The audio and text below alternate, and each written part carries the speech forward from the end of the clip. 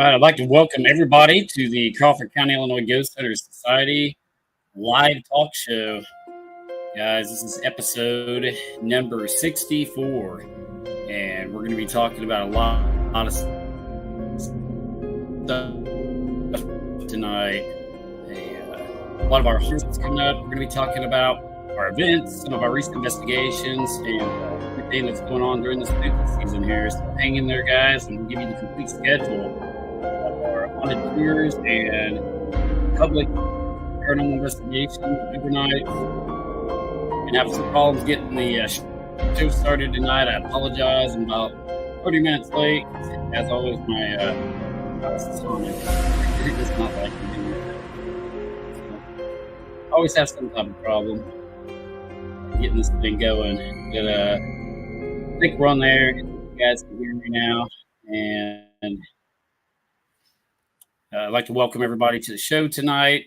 Again, this is episode number 64, and we're going to talk about some of our recent events and things we've got going on. Definitely, send us an email, guys, if you have any type of haunting out there that you would like us to check out. Definitely get on our email. And, we do this stuff free of charge. We do it for the research. We don't charge for any of our paranormal investigations, especially, local investigations that we go to. Definitely send us an email or message us on our Facebook page. That's another easy way to get a hold of us. We get extremely swamped during Halloween season, spooky season, with emails and different places to investigate. So please, just bear with us. We will get to your emails and answer, everything we can. But again, if you do have a location out there you believe to be haunted or want us to check it out, send us an email or a message on our Facebook page, and we will get back with you as soon as possible and try to look into that location. So if it wasn't for you guys out there, you guys telling us about all these new locations, we wouldn't find half these places. So we really appreciate the fans and our followers and our supporters out there to tell us about these locations, so that way we can investigate them. So tonight's music, as always, was by the Midnight Syndicate. It is used with permission. You guys can check them out at midnightsyndicate.com or Midnight Syndicate on YouTube, Spotify. They've got a lot of gothic horror style music if you're into that type of stuff. So definitely check out Midnight Syndicate. Been using their music for a long time. Those guys are pretty cool and let us use their stuff. So check them out for sure. So what we've been talking about here lately is our haunted tours and events for 2023. We do have an updated list on our Facebook page now of those events. And I apologize. This is the first show I've been able to do in a little while. I was sick for I'm still feeling it. I don't know if it was COVID or what it was, but I was sick for 2.5 weeks, pretty bad, and couldn't talk. So I missed the first talk show for October. So I didn't really get our stuff advertised and out there like I like to every year, but we've still had huge, phenomenal crowds. So I appreciate that, guys. So with all of our events that we've had so far, so I appreciate, you guys coming to our events, even by checking our page. And like I said, I apologize. This is the first time I've been able to get on there and do a talk show. So this is our third Monday talk show. We have them on the first and third Monday of every month at 8 p.m.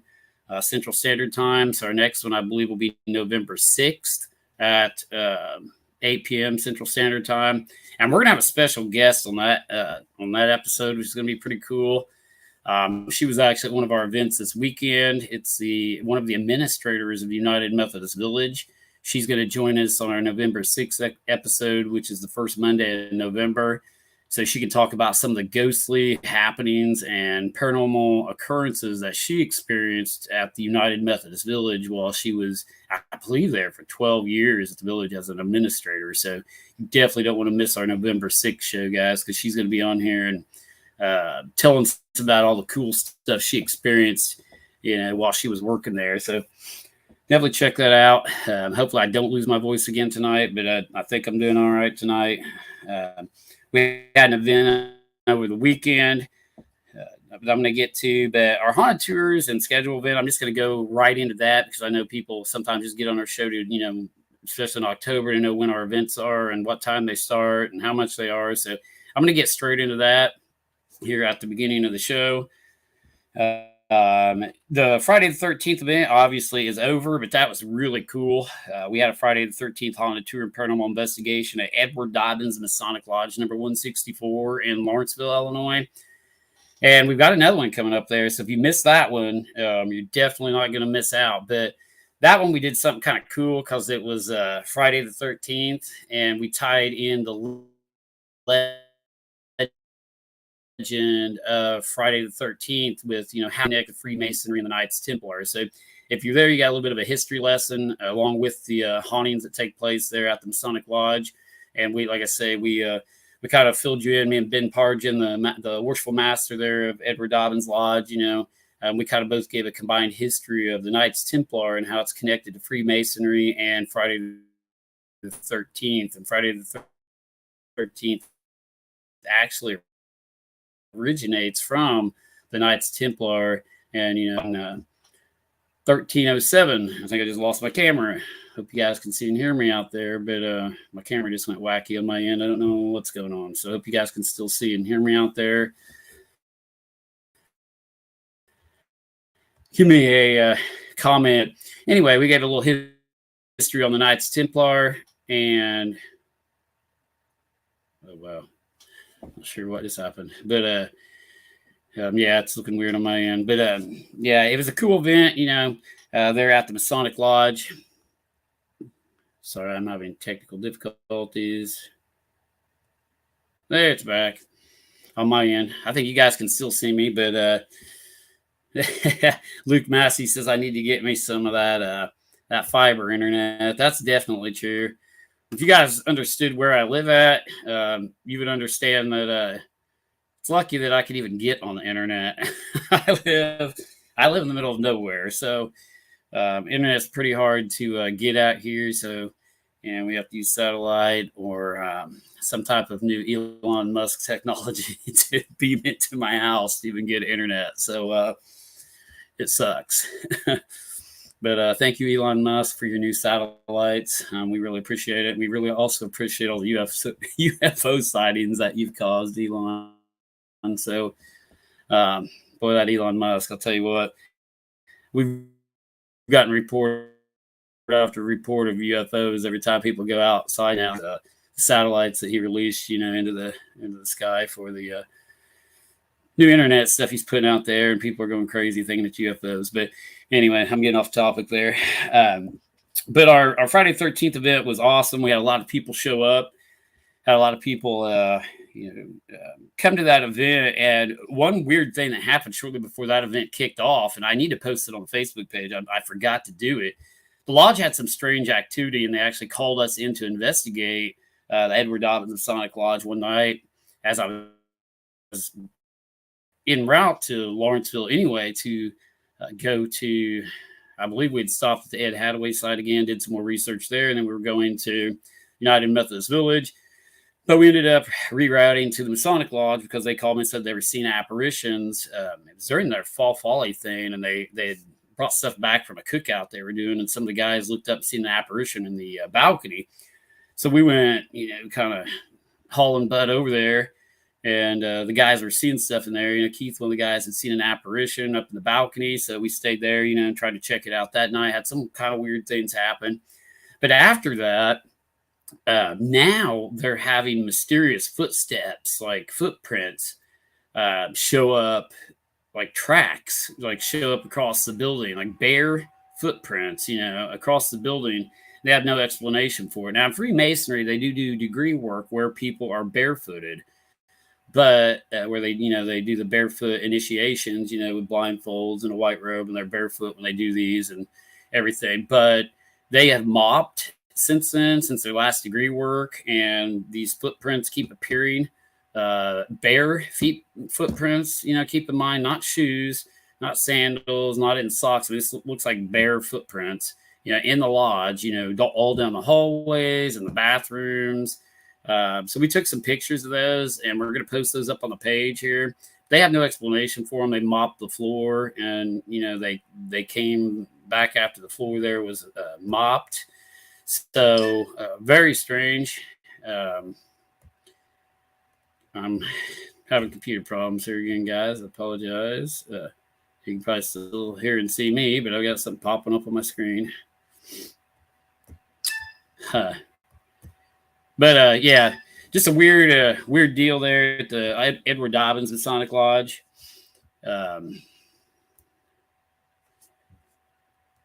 So we had that event take place. A lot of people attended it. Then the next weekend, which was last Saturday night, as y'all probably know, we had the Travel Channel's Wraith Chasers there. So that was a pretty cool event there at the United Methodist Village in Lawrenceville, Illinois. We'd advertise that, and you had to go through ghosthuntweekends.com to get tickets to that. What is happening? Sorry, there's stuff popping up on my screen. I know you guys can't see it, but weird stuff's going on over here tonight, guys. But the United Methodist Village, my camera just went off again. I've not had this much problem, and I don't know how long. Come on, Ghost, let me finish my show. But people, Ghosts or the satellites are letting me down tonight. But yeah, Tennessee Wraith Chasers, the Village, cool event. We posted pictures up on the United Methodist Village Facebook page. You guys can go look at that, or you can check out our Facebook page to check out some of the pictures we took at that event. Yeah, Karen, that's what I figured. It says I'm freezing up some. Looked like I was on my end too. My camera went haywire again for a minute. But thanks, Karen, for letting me know, because I don't know without you guys telling me. I may be sitting here talking to myself. If you guys can't see or hear me out there, definitely let me know, because I don't like to talk to myself. But the event there at the Village was great. Trudy, she was there. She said that room 183 was really cool, and it was. We had some extreme activity in room 183. And yes, I think that room is definitely after me, Trudy. We had every time I go by there, I had left the building or left the area to go check on something else that was going on in the building. And I came back into the hallway, into Otten Hallway, where room 183 is located. And as soon as I walk back in, something just boom starts banging on this door right beside me. Scared the crap out of me as I walked by, set the alarm off, because I always put a motion alarm up on top of the door there in room 183, because it's such a frequent event that they hit and move room 183's door, that I put a motion detector up there. It's basically a vibration sensor. So if they hit the door, move the door, it will set it off and sound a tone. And it went off several times. I think it went off 4 times with one group I had, and 3 with another group. And then we stayed after hours with a group, and I believe those guys were, either from Louisville. We had a couple different groups in there. One was from Louisville, one was from St. Louis. And they had some crazy activity when we stayed after hours in there with the door going off too. So yeah, room 183 in the Otten Center of the United Methodist Village in Lawrenceville, Illinois, is probably one of our most haunted areas and rooms in the village. And it did not let us down on our event this weekend. We had the Wraith Chasers in there. We had Mike and Chris from the Tennessee Wraith Chasers and the Travel Channel. It was a really good time, really good event. A lot of people. And Chad from Ghost Hunt Weekends, I don't want to leave Chad out. He pours his heart and soul into these events, I think, too. And definitely, guys, check out. I'm going to throw this up on the page or up on the screen real quick if I can get it to come up. Check out ghosthuntweekends.com. That's Chad's page. That's the page that he did the event through the village with this past weekend, where he sells tickets. But they do events all over the place. I think they're doing the Thomas House in Tennessee here coming up. So if you guys are interested in that, and I don't know if the Wraith Chasers go to that or not, but Chad and his crew from Ghost Hunt Weekends will be there. So definitely check out ghosthuntweekends.com, guys. And they do a really good job, putting on these events and everything. So, but yeah, it was pretty cool. We investigated there with Mike and Chris from the Wraith Chasers. They went into the chapel area and did some investigations in the Holden Center of the United Methodist Village. we were in there, and we were rotating groups out from different places. I took a group of people, they took a group and was sitting in the middle. And so we had several different groups going around in there in different areas of the building, investigating. And like I say, Otten seemed to be the hot spot. That room 183, I was getting a lot of stuff out of there when I had my groups in there. So definitely cool group of people. And, we may have some more future events coming up with, the Ghost Hunt weekends in Chad and the Ray Chasers. So definitely, look into our show or our Facebook page, the United Methodist Village Facebook page, and, Ghost Hunt weekends and see those future events coming up. There might possibly be one scheduled for March coming up again. So if you miss this one, you can get in on that one. But yeah, definitely. If you guys have not liked our other Facebook page, like I say, we do the Crawford County, Illinois Ghost Hunter Society page. I also do a couple other pages, but definitely go like the Haunted United Methodist Village Facebook page. That is also my page, that we run. So definitely go and like that page, guys. And, we keep everybody updated on our events and stuff that's going on there as well. I do, while I'm announcing events and stuff that we do, we are no longer doing Pine Lawn Manor in Sumner, Illinois. I made an announcement on the page. And the reason why I make the announcement is because people still think we are running that, and we are not. And I think my camera just wigged out again. I apologize, guys. Make the announcement. We are not doing Pine Lawn Manor this year. That is not our events. That is not my page. I had a Pine Lawn Manor page up, and I took it down onto what he is doing in there. I've got videos of him hoaxing things and different things. I'm not here to run him down, but I do not recommend going there. We are not associated with Pine Lawn Manor anymore in Sumner, so please don't go to that location thinking it's us. If you want to go to that location, go. See for yourself the hoaxing that's taking place there for sure. Go check it out for yourself. You don't want to take my word for it. I've had some people already do that, and they were like, "You were right," and I was like, "I told you so." So if you want to waste your money and go there, go. But it's a complete scam, I'm telling you. So do not go there if you don't want to be scammed. But that's Pine Lawn Manor in Sumner. We're no longer doing that location. We are, like I say, doing the Village. We're doing the Masonic Lodge. We're doing our haunted scavenger hunt this year also. So, but again, I had to announce that because I've had hundreds of people thinking we are still doing the Pine Lawn Manor tour. I'm not getting on here to stir crap or anything with them. I just want to get on here to put it out there because I don't want people going there and thinking that that's our event. We run our events. We try to be professional with our events that we run and as legit with people as possible and try to debunk everything. And everything's not a ghost and a demon on our haunted tours. We try to present the truth to the public. And if nothing happens, nothing happens. We're not out there trying to, make things happen. So I just want people to know the difference between ours and theirs. So, they don't think it's us, running it still. But hopefully this is the last, time I have to announce it and the confusion will be over. But anyway, our events coming up at the lodge there. We've got another one on October 20th, 2023 from 7 p.m. to 4 a.m. And that's our next Masonic Lodge event. That'll be, I believe this coming Friday. Yeah. So, October 20th, 7 p.m. to 4 a.m. at the Edward Dobbins Masonic Lodge in Lawrenceville. That'll be our next event that is going on.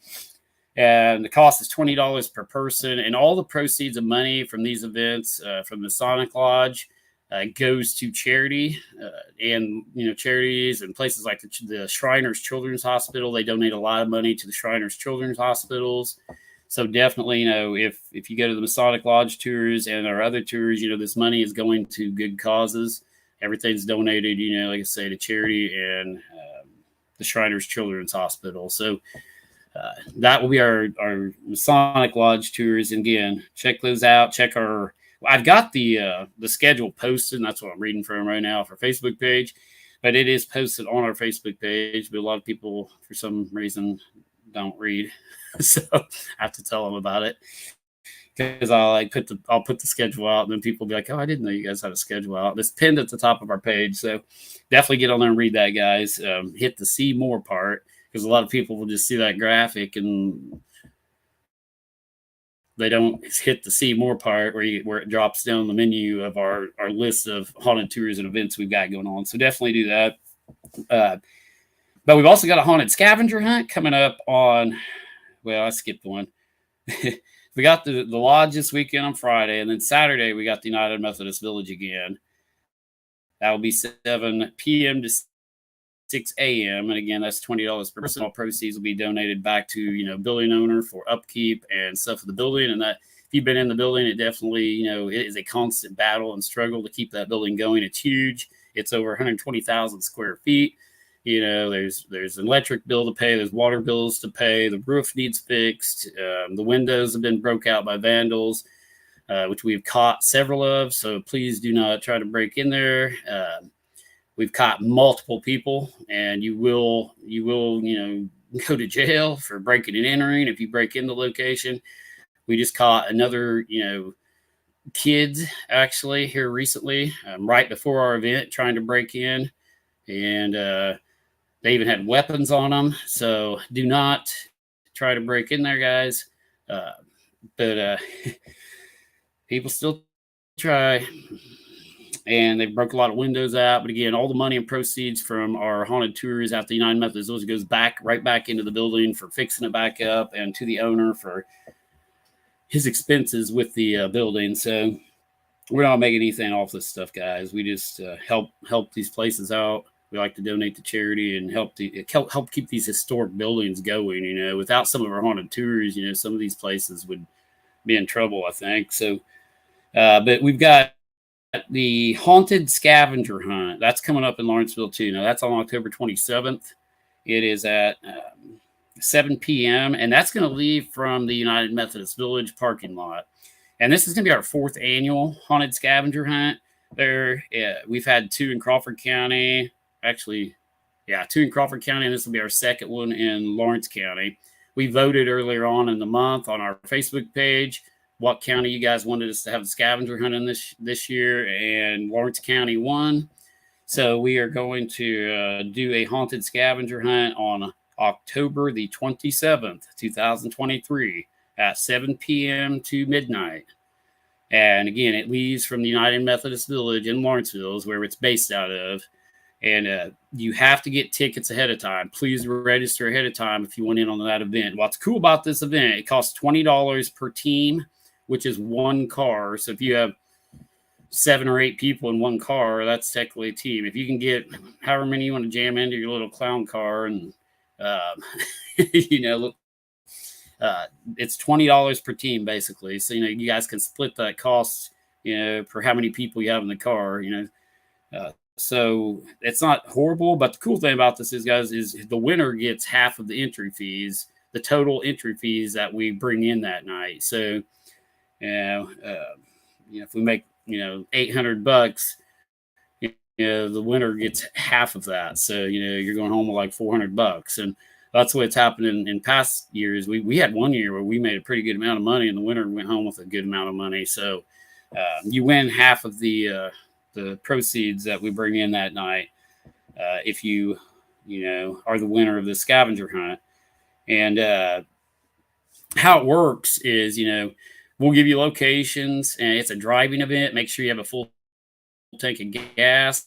Sign up ahead of time. Like I say, make sure you register and sign up ahead of time. You can't sign up that night. So make sure you message us on our Facebook page and say you want to do the scavenger hunt. You have a team, and you'll pay when you get there. We'll give you the rules and the locations and hints and stuff for where you're going. Again, it's a Lawrence County scavenger hunt this year, 2 different haunted locations. Whoever gets back by midnight is the first person back by midnight with the most items or the most things wins. And you've got to have the most things. You could have a team come back in second place. It's not a race. You could get back like second or third and still win if you have found more locations than the first team that got back. So it's whoever gets back by midnight with the most findings, if that makes sense. If you found the most, by midnight and you get back there, you're the winner. Whoever gets back there first and has the most, has found the most locations. So we're not going to give out too many secrets of what we're going to be looking for or how we're going to do it this year, because we do that as we tell you guys, out there. So it's a cool event. It's fun for the family. Even if it's raining or something, it's still something cool to do, close to Halloween, because like you're in your vehicle and, you don't really have to worry about the weather too much.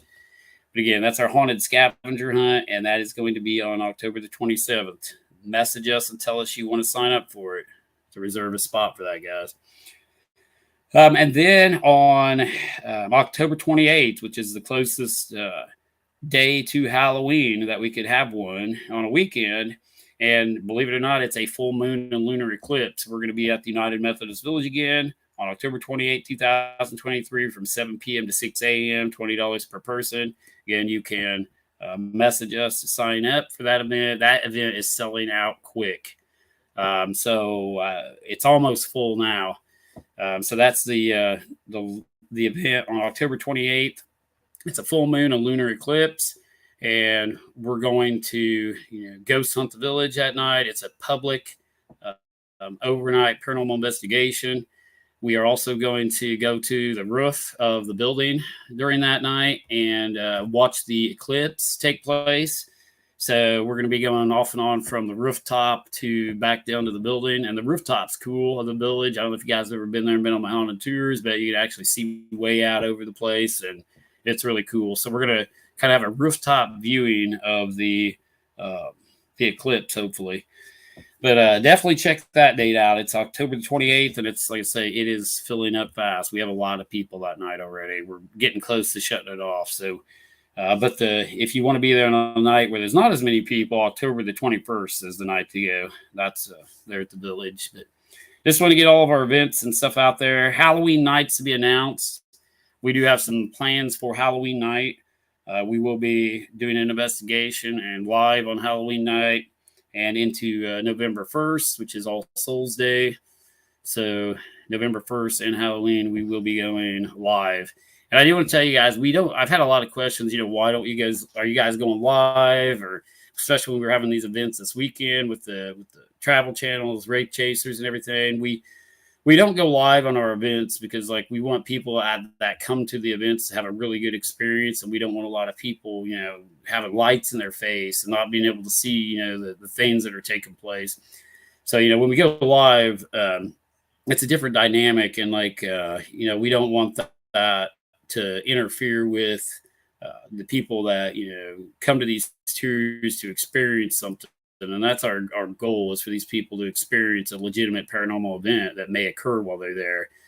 And we try to debunk everything that takes place, but sometimes we can't. But we want these people to have the best time and a legitimate, paranormal experience if that takes place. And the lights from the cameras and everything just blind people. And that's why we don't go live at our events. And, they're paying to come to these events and support, the locations, with paying for these things. Like I said, the money goes to the building and the Sonic Lodge for charities and stuff, and they're paying money to come to these things. So we want them to, experience something, hopefully, if it takes place. We can't guarantee an event. Obviously, it's the paranormal, and we can't control that. It happens when it happens. It's like, hunting, you may get a deer come across while you're deer hunting, you may not. So same with the paranormal. So we can't guarantee anything to happen. Although, like Trudy was saying, that room 183 in the Otten Center, man, that thing's crazy. I don't want to say a for sure thing, but it happens frequently. I mean, frequently, and it's increasing in activity. The village is just going crazy. We were having objects thrown at us. We've had, like I said, coins thrown at us, pieces of a door thrown at us. There's pieces of a pearl necklace went flying through the air at us, went flying. But these little pearls, off the necklace, Courtney got hit by those. Just a lot of weird stuff going on in there. Full body apparitions being sighted, people hearing things, footsteps running at people, along with the sightings of the doctor that we call Dr. Death.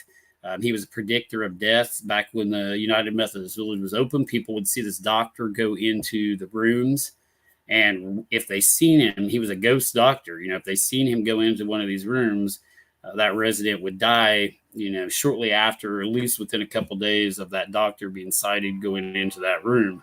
And so there's a lot of cool stories involving the village. There's also a story of a little girl in a red dress being sighted in there.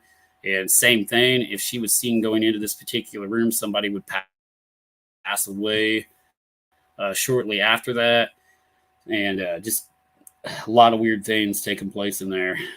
And I was completely floored by what this administrator had to tell me over the weekend that was there. She was the administrator of the event this weekend, and oh my gosh, she told me some stories about that place. Like I say, that is why I'm having her on the show, because I want you guys to hear her stories that she told me, things I didn't know about.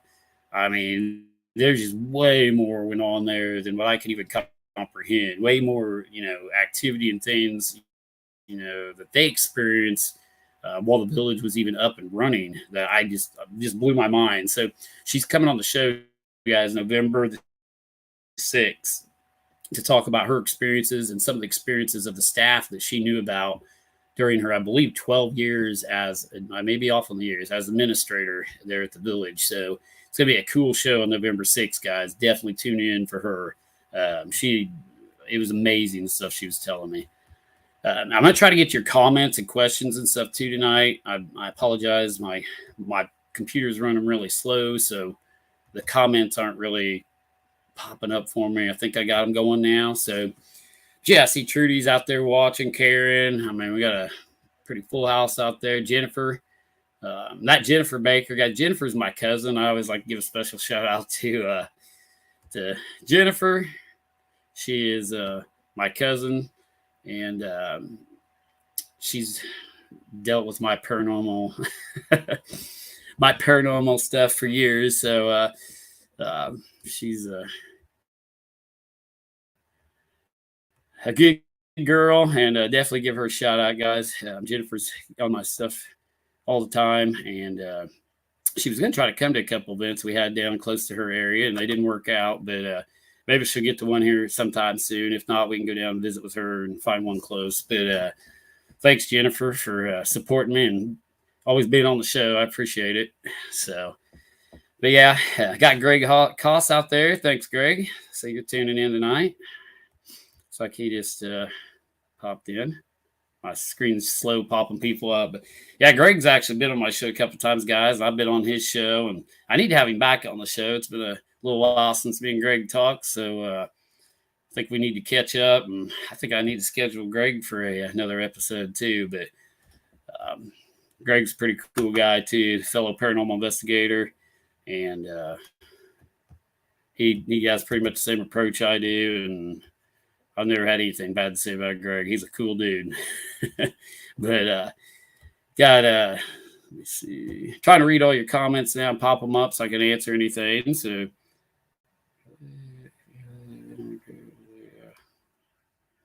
yeah, I'm not sure what that is. Okay, that may have been some spam. But yeah, if you guys have any questions regarding our haunted tours or events, throw them out there. I do want to talk about some stuff, and tonight's topic too, later on, I'm going to get into, around Halloween, I always like to talk about some kind of weird stuff or some off the topic stuff, just because it's a Halloween season. This is our show closest to Halloween. One year I did a complete history on the history of Halloween and how it originated, and the legends and lore behind Halloween itself. So if you missed that episode, just go back to our talk show, either last Halloween or Halloween before. But I did a complete history of Halloween. If you guys want to see that, that was a really good episode.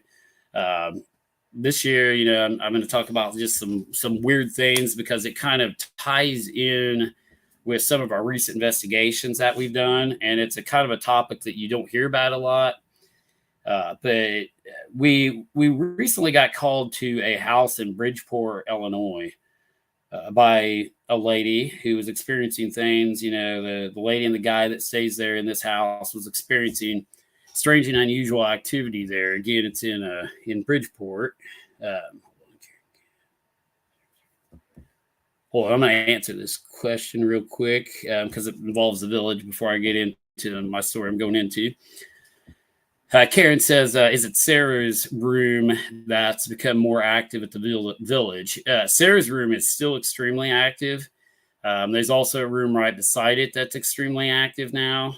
And there is, like I say, room 183 in Auten is extremely active, Karen. There's a lot of rooms now. It's not just Sarah's. Sarah's kind of tipped it all off. Her room kind of started the activity at the village, and now like multiple rooms have become active. I mean, it is just crazy. But yeah, Sarah's room is still extremely active, Karen. Yeah, Deb said she saw the past episode on Halloween. Thanks, Deb. Yeah, if you guys want to know the history of Halloween and stuff, definitely go back and watch that video I done again on that. So I didn't want to bore you guys with the same type of information. So I'm kind of going into a little different topics tonight. But thanks, Deb. Appreciate that. But yeah, we had an investigation in Bridgeport, Illinois recently where we got called into a house where they were experiencing things, hearing things, things were moving. And one of the topics I'm going to go into tonight is called doppelgangers. And if you've not ever heard of what a doppelganger is, it's basically a German word for double walker is what it basically means. It's German. And, it means a ghost or almost shadow of the person or a twin of the person. It's almost like an identical twin of yourself. Some people say it can be an evil twin. Your doppelganger might be the evil version of you showing up, or it might be something else. And we're going to get into more theories behind doppelgangers here in a minute, but that's going to be kind of our theme for tonight's episode involving our recent investigations, because it's happened to us 2 times on 2 different investigations now, once at the village and at this Bridgeport house where doppelgangers have been reported. So again, a doppelganger is like a identical twin of a person. Like my doppelganger could show up behind me right now. You could see somebody standing behind me. It looks just like me.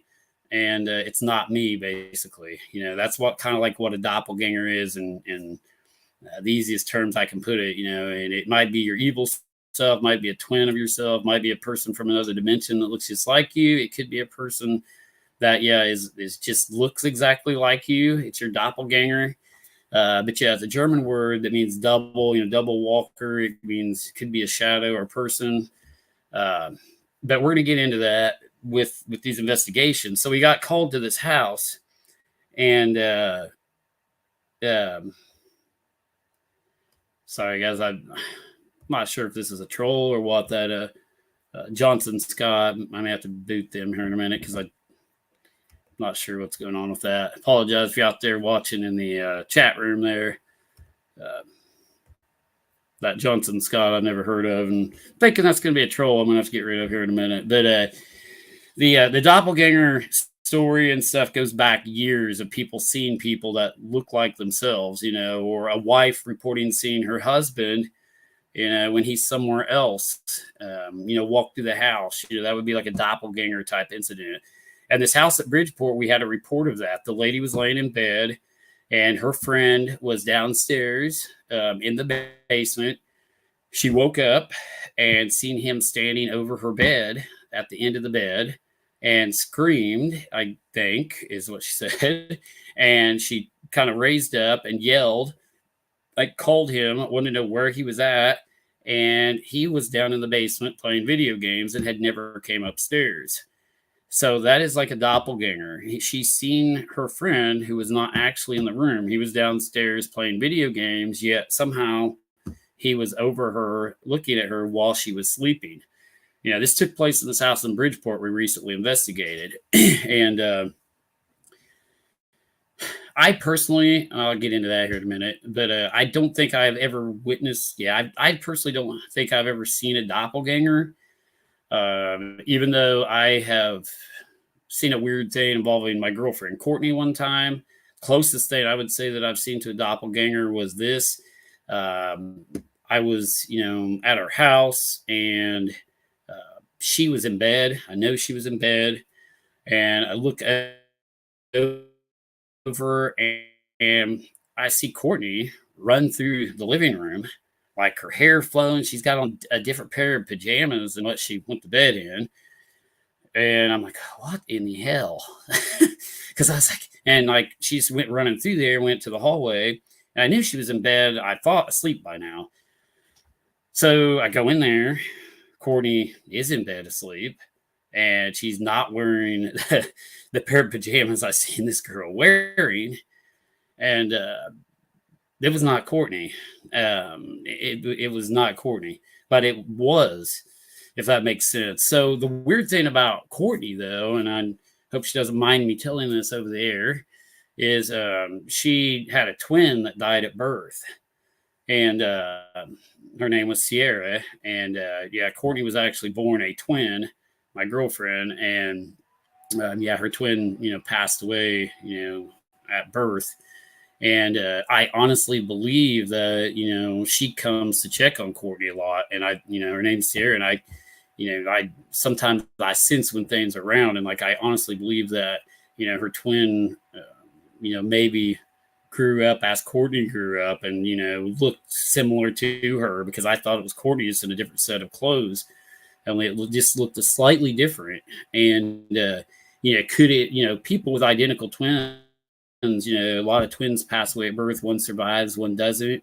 That happens a lot with twins. I wonder how many other reports out there of people who have had a twin that passed away have reported seeing their twin or think their twin is still with them. Because I honestly believe that's what's going on in Courtney's situation. I seen this girl look like Courtney, but it wasn't Courtney. And that's the only explanation I have for it. That it was her twin coming back to check on her, in a good way. It's nothing bad at all. It's a loved one coming back to make sure you're okay, to check on you. And I've heard stories of other identical twins and twins having connections with their twins after they pass away. They know they're still with them, because they're so connected. You're born pretty much at the same time. You have that connection, almost like a soul-like connection with each other, mentally and physically. So I honestly believe that some of these doppelganger sightings could be the ghost of a twin too. So when you get into the doppelganger theory, there's multiple theories as to what could be causing this. It could be a twin, like I'm talking about.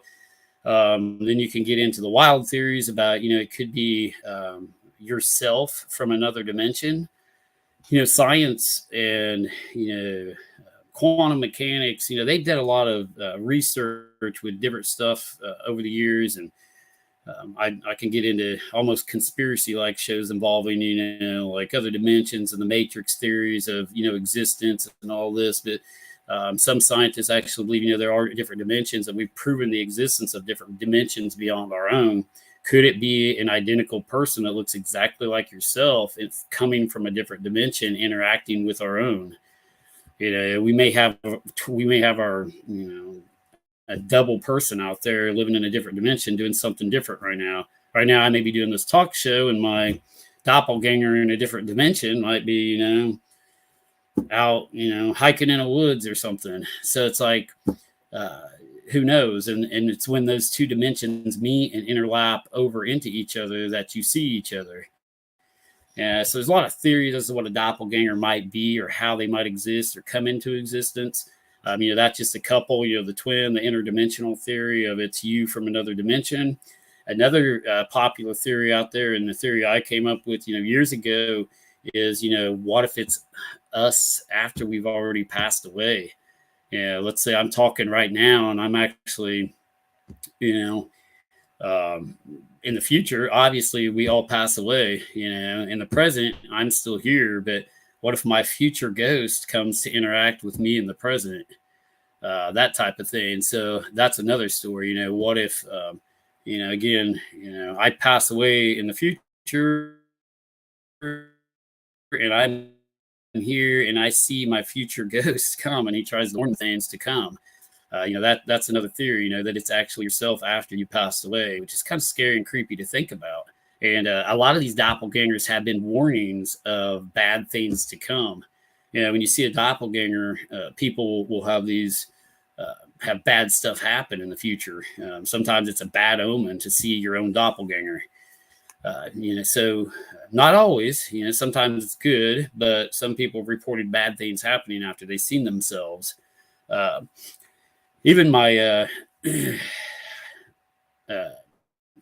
actually, my dad seen me one time. It was really weird before my dad passed away. And years ago when I was younger and I was living at home, my dad came running into my room one night and he goes, "What are you doing?" And I'm like, "What do you mean?" I was in bed. And my dad said, "Well," he said, "you just knocked on my door and I seen you standing there." And I said, "I've not been out of bed." And yep, camera froze up again, I think. Hope you guys can see me. But yeah, my dad, like I say, when he was alive years ago when I was younger, he's seen my doppelganger, I guess, while I was sleeping. So, what causes these things to happen, I don't know. Again, the only experience I have ever personally seen was the double image, the Courtney running through the living room, and it wasn't Courtney. So, I have had a little experience with it, but another popular theory about doppelgangers is astral projection. It may be the individual sleeping, and what astral projection is you actually leave your body during meditation or sleeping process, or some people can even do it on command through meditation and everything. You can actually, leave your own body and travel around to different locations. You can astral project to the Great Pyramids in Egypt if you want to, or wherever. It's kind of like remote viewing too, if you get into the study of remote viewing. But could the person be astral projecting or leaving their body while they're sleeping or in a dreamlike state and appearing somewhere else, for people to see? So, that's another interesting theory about the doppelgangers. Could it be astral projection causing it? So there's a lot of theories about what could be causing the stuff or how it could be happening. What is the cause? I have no idea. I cannot explain it. But like I say, this lady reported seeing at this last investigation we went to, seeing a doppelganger of her friend who was in the basement. And when we went to investigate this house there in Bridgeport, it is definitely haunted. Absolutely haunted. On our first investigation, we heard footsteps upstairs, started walking around for like almost 3 minutes straight while it was just me and Courtney and the lady at the time. The guy left during that investigation. And it was just like, I believe 3 of us on the very first investigation there. And it was the best disembodied footsteps I have ever heard in my life. And I went upstairs to make sure nobody broke into the house. I made her call him to make sure he didn't come back. He was not there, obviously, and I went up to make sure he wasn't there. And I am freezing again, I believe, on the camera. Sorry, guys, I'm having internet problems tonight. But yeah, I was definitely blown away by these disembodied footsteps we heard at this house in Bridgeport, Illinois. And the same house where the doppelganger was reported to us. And they were having objects moved at this house too. They were having like different things moved around. And a jar of marbles actually had fallen off the table at one point, was all over the floor.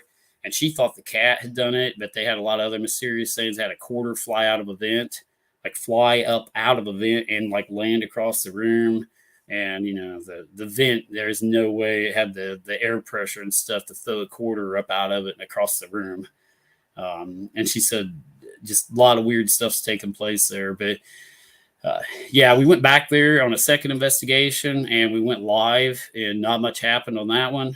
We did have a couple things happen, but nothing like the first investigation we done there. But after the first one, it's definitely haunted. I experienced enough on the first investigation to say something's wrong there. But going back into our whole doppelganger theme, during this past weekend, during our event with the Wraith Chasers Ghost Hunt weekends, one of the girls from Ghost Hunt Weekends crew, her name is Taylor. She was with me during the group.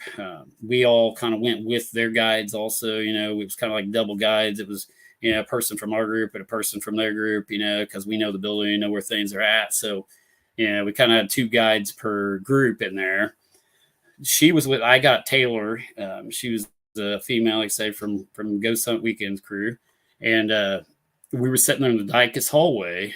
And all of a sudden she goes, "What was that?" And she looks over and she sees Jareth. Jareth had another group, keep in mind. So Jareth Pinkston, he took a group to the Otten Center, and he was with another one of their guides. And he goes, "Oh my gosh, I just seen your one of your team members run past there." And I was like, "Who?" And she goes, "Jareth," because there's only like 4 or 5 of us there that night. And she did meet Jareth earlier, so she remembered his name. And she goes, "It was Jareth." And like, I was like, "Are you sure?" And she goes, "Yeah, he just went running through there." And I was like, "Well, I just told him to stay with that group." So I was kind of mad because, like, I didn't want Jareth running around the building when I just told him, you've got to stay with these groups. So like, I get on the radio and I asked Jareth, and I say, "Hey," I said, "why are you walking down the hallway?" I said, "You're supposed to be with your group." And he goes, "What are you talking about?" And I go, "Taylor just said she just seen you walk past the end of this hallway down here, and she knows it was you." And he goes, I go, "Where are you at?" And he goes, "I've never left my group." So, and the other group leader, that he was with verified that, he had never left the group he was supposed to be with down in the Otten Center. So, and she's seen him in a different area, a different wing of the building, walking through the hallways. And she said, it had to be a doppelganger. And she said she's seen things like that before. So, had no explanation for it. And I mean, this girl is just 100% convinced it was Jareth, and he was not there. he was not in that area of the building. He was down in a different hallway leading the group I told him to lead, because, like, I was mad because I was like, "Man, why is he running around the building?" I told him to stay down there. And this time he actually wasn't running around the building. He was where he was supposed to be. Jareth does do that. But he was legitimately where he was supposed to be. That's why I didn't think anything of it at first, because sometimes Jareth will wander around. No offense, Jareth. But that's why I tried to debunk it, And the other guy said, "Yeah, he was there the whole time, and he had not moved." So what she's seen, I don't know. Maybe she's seen a guy that looked like him, and just thought it was him. But yeah, doppelganger. I don't know, guys. I'm not saying, just a Halloween topic. It's not, take it for what it's worth. It may be real, may not be real. But what's your opinions, guys, of doppelgangers? The theories I've kind of put out there. Have you guys had any weird experiences out there involving seeing maybe your loved one while, maybe you were sleeping and wake up and your husband's standing there and he's on a business trip somewhere, or you wake up and that the person you're seeing is not there. Has anybody had any experiences like that out there? Let me know in the comments if you have, and we will definitely talk about it. But hey, Brother Dale from Forgotten Souls. Hey, man. Trying to pop here. My computer's running really slow tonight. I apologize, guys. I don't even know if you can hear me. But yeah, Thomas, hey, brother, he says, Brother Dale from Forgotten Souls, good to see you live. Yeah, thank you. They were actually at the village, too. Really good group of people. Really good team. Hopefully they come back and we do some stuff with them, too. They were a really good paranormal investigation team, Forgotten Souls. So, yeah, good to see you guys on here. But yeah, has anyone out there experienced any doppelganger type phenomena, whether it's on a paranormal investigation, in your personal life, anything? Have you guys, anyone out there, seen or heard, somebody like that, like your twin? It's pretty creepy. I mean, like I say, I've had that one experience with Courtney, and then my dad's seeing me when I was younger. But other than that, I've never just, oh my God, there I go type of thing, and see myself running down a hallway. But hope that never happens. Probably quit if that happens. But check myself into a loony bin, um, but yeah, I just want to know what you guys' opinion is on that kind of a different Halloween topic we're talking about. Not many people discuss it, but it seems to be a legitimate phenomenon that happens a lot, and people experience this. And I almost lean more toward it's you from a future, maybe it's your ghost interacting with your present self or interdimensional. I mean, I don't know. I don't know what I would lean toward the most, theory wise as to what's causing it. Definitely the twin theory. I truly believe that twins are connected at birth, and if you have had a twin that passed away or something like that, I truly believe in that theory because I mean I know I witnessed something similar to that, and I think the energy is so strong there with loved ones. That love never dies, even if you didn't meet your twin. Let's say they died at birth. You still have a connection, emotionally and physically and mentally to that person. You have to, and I truly believe love never dies. It's one thing that can never be destroyed. It's like energy. You can't destroy that. So I mean, that's why our loved ones come back and interact with us, and we see ghosts, we see spirits. It's not evil that you see these people portraying on TV and all these shows, and that's what pisses me off the most too, with all these haunted shows, and these Hollywood ghost hunters that want to come into locations and automatically give a place an evil and demonic overtone when it's not. Like I say, I just recently stopped a pretty big celebrity from coming into the village because he wanted to make it an evil and demonic place for a show he wanted to do there. And I told him, no, you're not going to do that. You're not going to lie to people about a location that is not evil and demonic in the first place. And most of them aren't evil and demonic. I mean, I've seen no proof of demons in my 26 years of investigating paranormal occurrences. I've been investigating demonic cases. That is like my specialty. I try to invest any demonic evil case that people try to find. I try to go to. And like I say, the majority of what I have encountered is mental illness or people being sick toward the end stages of life. They've got cancer, they've got dementia. Unfortunately, they've got some type of mental, illness, unfortunately, that is causing them to perceive what they are perceiving with the demonic like stuff and the screaming and yelling, and the family just doesn't want to comprehend or I guess accept the fact that, there's something wrong with their loved one. And it's a sad deal, really, when you get into that. And I've dealt with that a lot. I've been called into a lot of locations where they wanted to blame it on a ghost or spirit or a demon and say, oh my God, my loved one is possessed. Can you come in and help me? And, like I say, one case I had, this individual was dying of cancer. And during the in life process of this individual, he was screaming, yelling. They thought he was possessed. So they wanted me to come in to try to help or verify he's possessed. And it's just the illness taking over, guys. I mean, it was a sad situation. And, like I say, when you get into the demonic and evil stuff, it's just, a lot of it is not real. I mean, it's how you perceive things. It's how you, were brought up religiously, even. The Catholics truly believe in, the possession stuff, and they want to throw all the demonic possession stuff on people. And it's just you got to get out from behind the stained glass windows sometimes and look at things with an open mind. But a lot of it is just the way people are brought up religiously, that they think this stuff is evil. Black is evil, the color black, people associate that with evil. So if they see a shadow person, it's automatically evil. It's not. It's not evil. It's just so, people, again, it's our loved ones coming to visit us a lot of times, interacting with us at these locations. And a lot of times people will come to the village because they had a family member that passed away there, and we're trying to communicate with them, which is really cool. And we have communicated with people's family members, while they were trying to do this at the United Methodist Village. My grandparents were there for a while.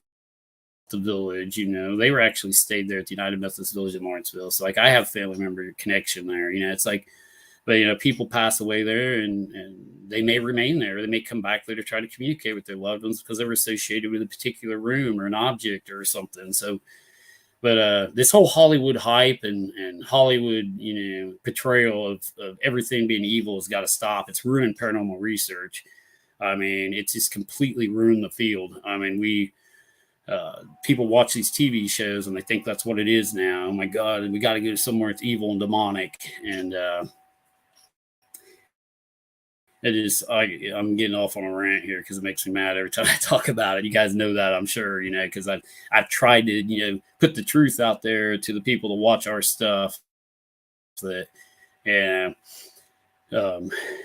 we try to tell you the truth, and if the truth hurts and you don't like the truth, I'm sorry, and some people get pissed off when they hear the truth. Some people would rather hear a lie than the truth, and that's the problem.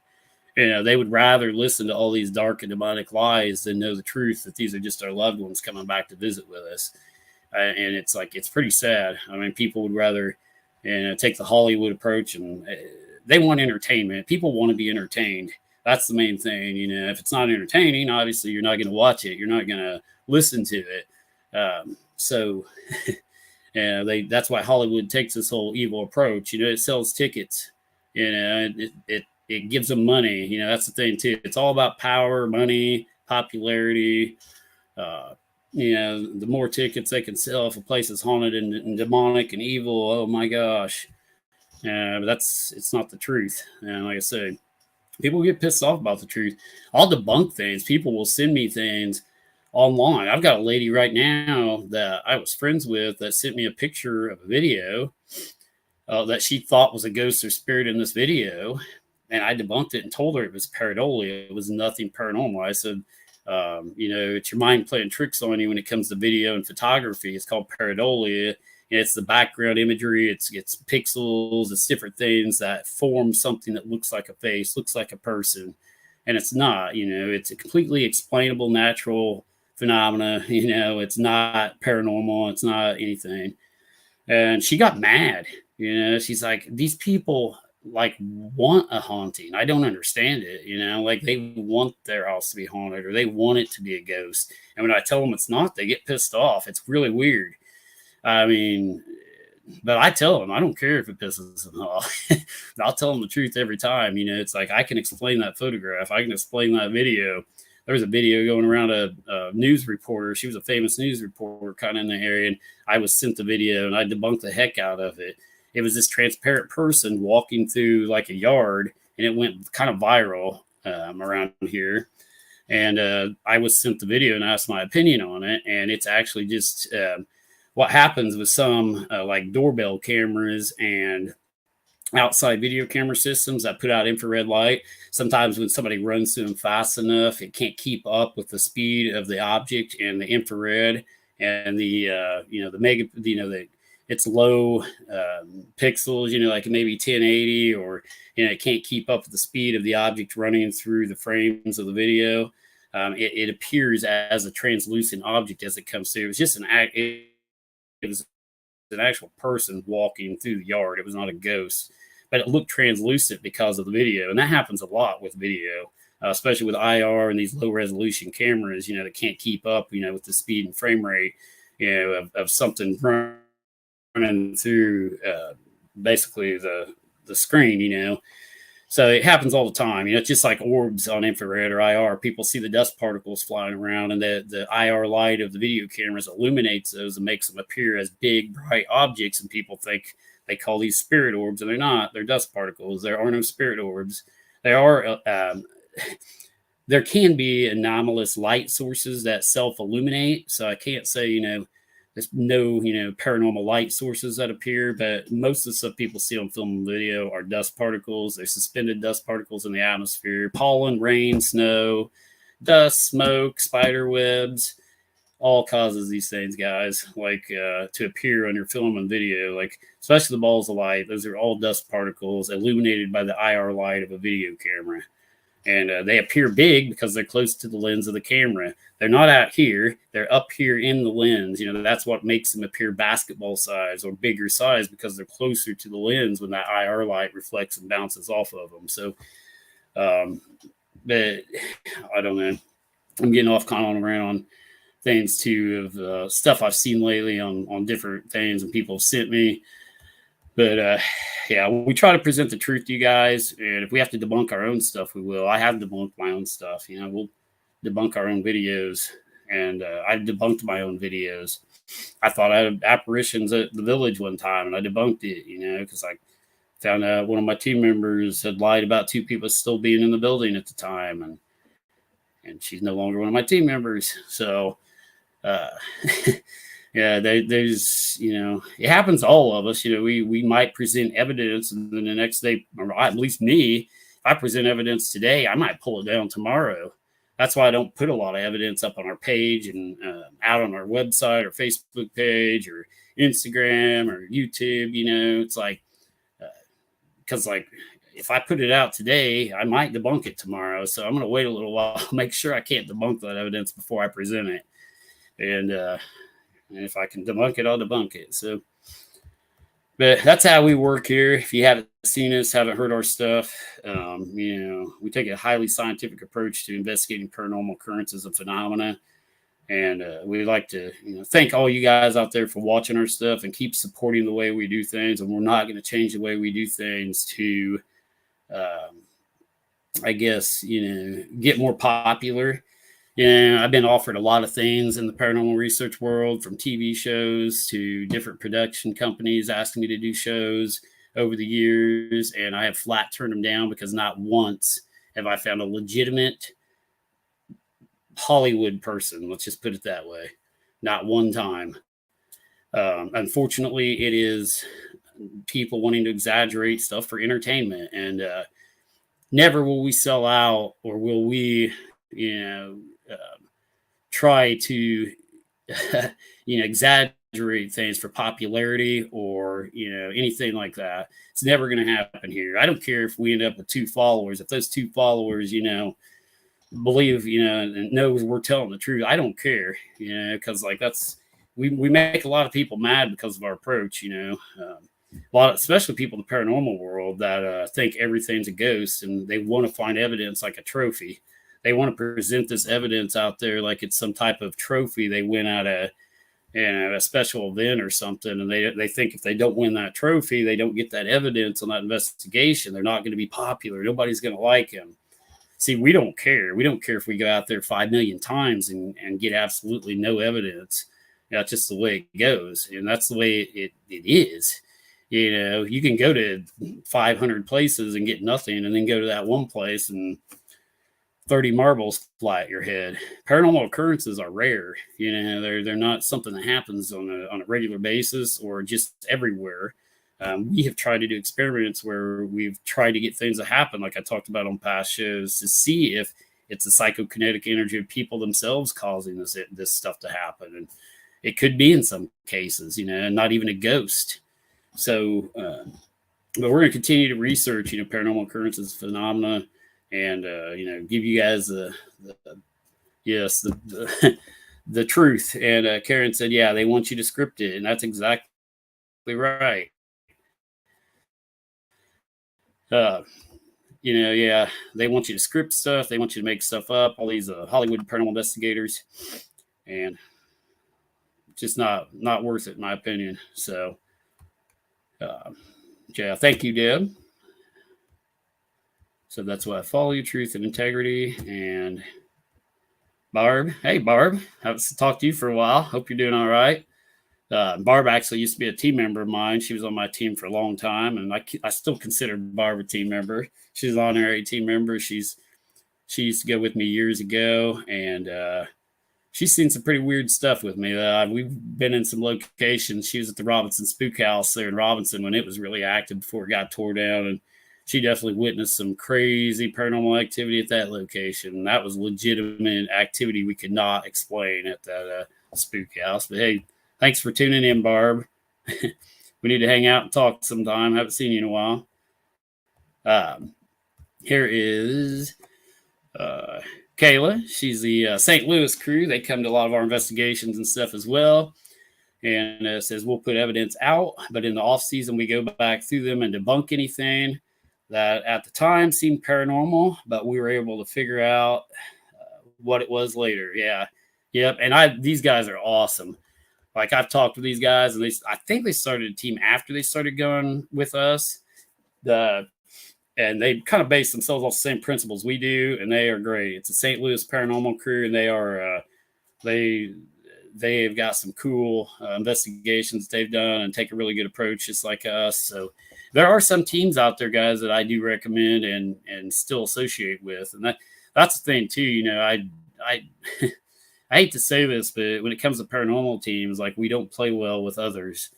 I don't associate with too many paranormal teams. I mean, I'm not going to lower my standards to associate with somebody who lies to people.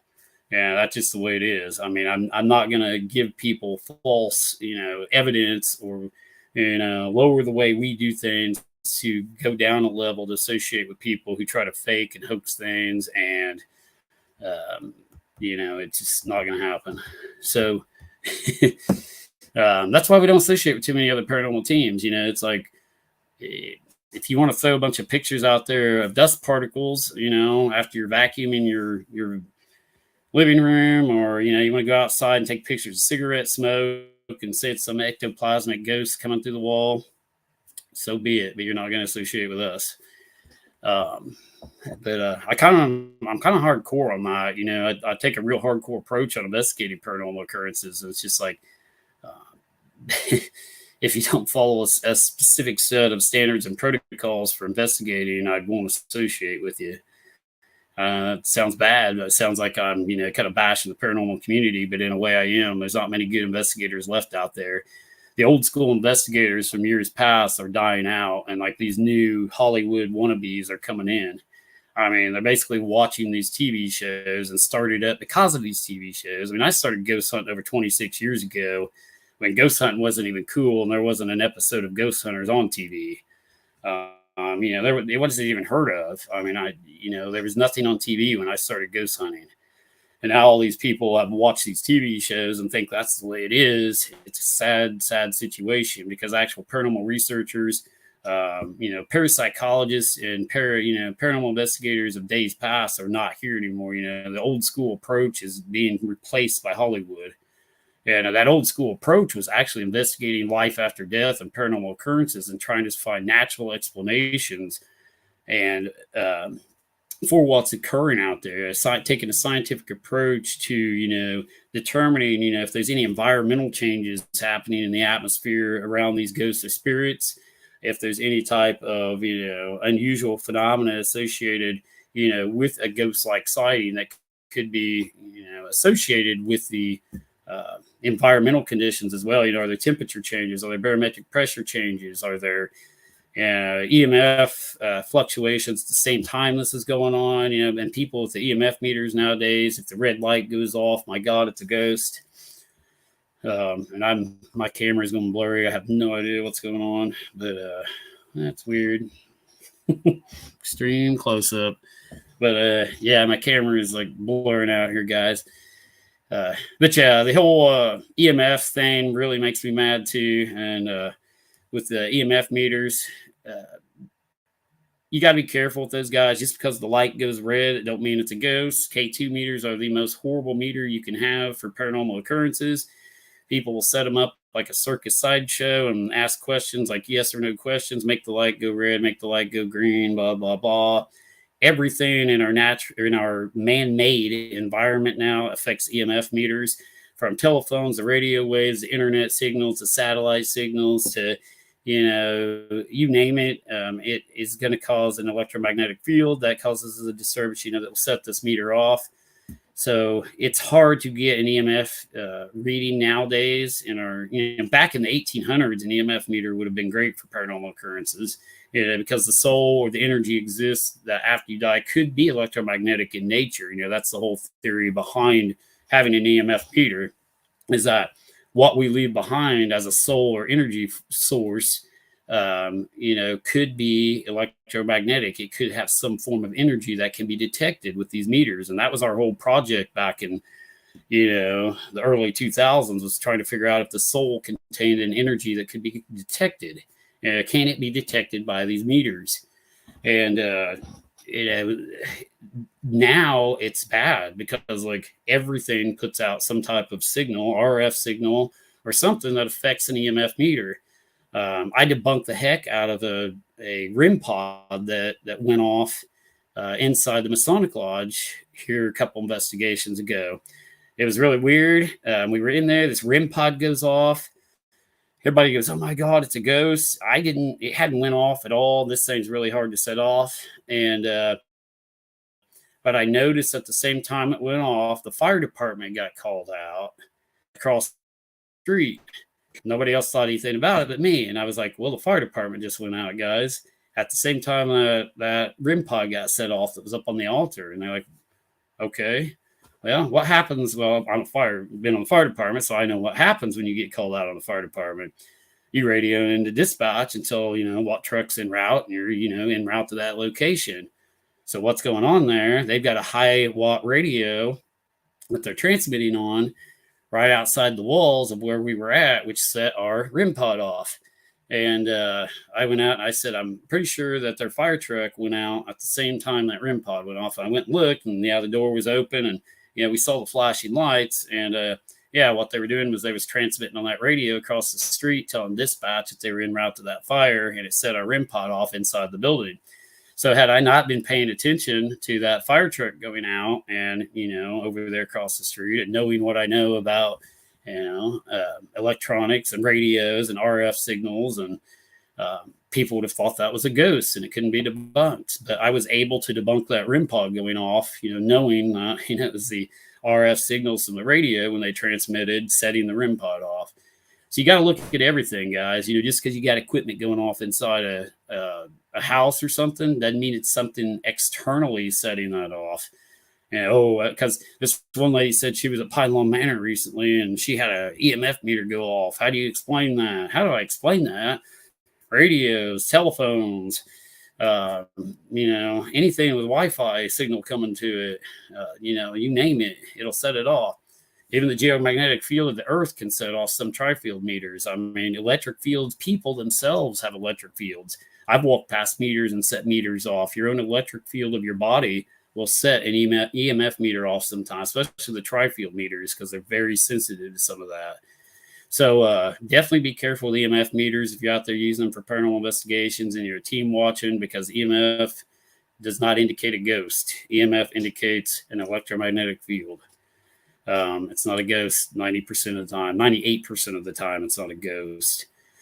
So we use EMF meters to look for electromagnetic fields that are already in the location.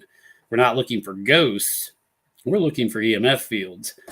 We're looking for electromagnetic fields that could cause some type of like breeding type ground to occur for some type of paranormal activity to happen. Like if you've got a strong EMF field coming out of a microwave and you're only experiencing activity in that particular location, or you've got a strong EMF meter or EMF field coming out of a wall where you've got a refrigerator on the other side of that wall and your head's laying in it, which has happened on several of our investigations. You're putting your head in like basically a high electromagnetic field that could cause EMF-induced hallucinations, and you're not actually seeing ghosts. You're being affected by those electromagnetic fields that could, affect your brain. And that's happened several times. People moved their, appliances from different walls to another wall, from where they were sleeping, and boom, the bad dreams go away. Boom, the ghosts go away. So it's like, you got to look for these things, and we look for electromagnetic fields to rule out that's not what is causing their experiences, their paranormal activity. But, like I say, don't believe it when you see that red light go off on a K2 meter that's a ghost. 9 times out of 10, it's not. Maybe if you're out in the middle of the woods, no power lines, you're miles from nowhere, no cell phone, but you still got satellites overhead that we can't get rid of. Now you got Elon Musk's satellites, Elon's satellites overhead. Who knows what the heck those things are putting out. We're living in a world where EMF meters cannot be used to detect paranormal occurrences anymore, unfortunately. So it's the most misused piece of equipment in the paranormal research field today is an EMF meter. So now that I've got that out there, I'm gonna kind of get back into the doppelganger. Not many people, I guess, have seen doppelgangers. That was kind of tonight's theme too. Have you seen a doppelganger? Have you experienced one? And I don't know. Apparently, not many people have out there, so must be a rare and weird phenomena. I don't know, guys. But again, we've had reports of it on our last two investigations, one at Bridgeport and a lady seen it at the village. Whether I believe it, I don't know. Like I say, I try to debunk everything. So I think maybe she just saw somebody that looked like Jareth, went across there and thought it was Jareth. Don't know. But I know what I seen back in the day too with Courtney, so can't rule it out. But I'd like to thank you guys for tuning in. If you got any questions real quick toward the end of the show, I'm going to wrap this one up. Haven't been on for a while, so want to do a little education too. I like to throw, education in my shows along with, theories about paranormal and especially education regarding paranormal equipment and how it's used today, because I got a lot of investigators that watch my shows too. And I don't think a lot of people realize, what all causes electromagnetic field fluctuations and causes those meters to spike. You need to research your equipment before you use it. That's the thing. I'm not bashing groups. I'm just saying, if you use a piece of equipment, research how that equipment works. What causes that equipment to be set off? What is electromagnetic fields? What causes an electromagnetic field? Magnetic fields, electric fields. A moving electric field can cause an electromagnetic field. So you gotta research your stuff, guys, and know how this equipment works before you say, "Oh my God, it's a ghost." Don't buy all this hokey equipment off of Ghost Stop that you have no idea how it works. Don't buy into that either. There's a lot of hokey equipment out there being sold on different websites, different places. Go back to old school recorders, digital recorders, video cameras, digital cameras, things that you can document with, things that people can actually see or hear, is the best piece of equipment that you can have. And the best piece of equipment of all time is your mind. Use it. Your mind is the biggest piece of equipment you'll ever have. So, try to debunk things and use it. And that's my piece of advice for new paranormal investigators out there just starting. Just use your head and come up with natural explanations before you jump on the ghost bandwagon. But if you guys want to throw any comments in there, I will. Oh, she says, here's one, Deb. Deb says, what is supposed to happen if you see your doppelganger face to face? Yeah, that is supposed to be bad, Deb. That's kind of what I was talking about there at the beginning. If you actually see your own doppelganger, some people believe it's a very bad omen and that doppelganger is evil or bad. And again, I don't know because I'm not into throwing out the evil stuff out there, but who knows? There was there is other theories out there, with doppelgangers and shapeshifters, in the Native American community. Native Americans believed in what they called shapeshifters. They believed, if these shamans, if they got to a certain level, in their, I guess, like vision quests and their kind of initiations, that they could shapeshift into other forms, people, and animals. Could this be Native American shapeshifters is what a doppelganger is? I don't know. Again, just kind of fantasy stuff that some people thought of over the years with Native American lore and legend also. But I don't know. But everything I've seen and heard about they pretty much agree that if you see your own doppelganger, it's not good. Is the legend anyway. But Linda says, thank you for your professional information. We totally enjoy your lives. Keep up the amazing work. Thank you. I appreciate that, Linda. Appreciate you guys supporting us out there. Like I say, if it wasn't for you guys, we wouldn't have half the places we find too, because you guys tell us about locations and help continue our research into paranormal occurrences and phenomena. And you guys watching our live feeds help us, actually capture and review evidence. You guys see things that we don't sometimes while we're recording and going live. And I appreciate you guys doing that and watching. So definitely, keep watching our lives, guys, and time stamping things when you see and hear them. That helps us a lot. And if you guys hear a voice or, you see something unusual and you timestamp it, we'll go back and look at it. We do. Don't think we don't. So that's how we found, our best evidence ever of me getting hit by a marble at Pine Lawn. It came out of absolutely nowhere and hit me. And I didn't even know I'd captured it. I knew I'd got hit, but I just wasn't thinking I captured it on video. And they, you guys, the viewers told me, and I went back and clipped that out. And it's our best evidence ever. So yeah, keep watching, guys, and keep time stamping and keep helping us. Your eyes and ears on our investigations when we go live. And that's part of the reason why we go live, to show you guys what we do and for you guys to help us. You're our investigators out there too. So, but yeah, thank you guys again for watching tonight. Yeah, Deb says, do we have any Facebook Lives coming up? Unfortunately, it sucks because like October is the spooky season and you would expect us to be live all the time. But we have so many like haunted tours and events in October, like I talked about earlier, that we don't go live at because we want everybody to have a good experience. We don't go live a lot in October. I know it sucks because it's the spooky season.